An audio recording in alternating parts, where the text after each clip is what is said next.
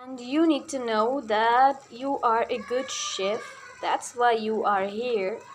And you see. Okay.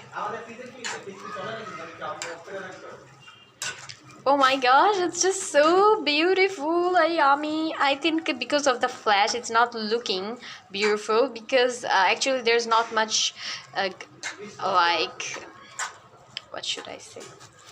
Anyway.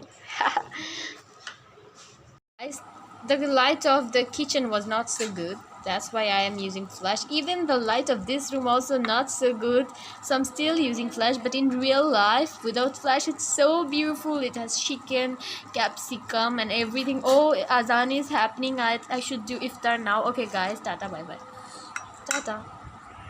Hey guys, this is Bhai jhal muri and so delicious, yummy because my younger brother made it, so it's called Bhai jhal muri. And you guys also try from him. Cheese.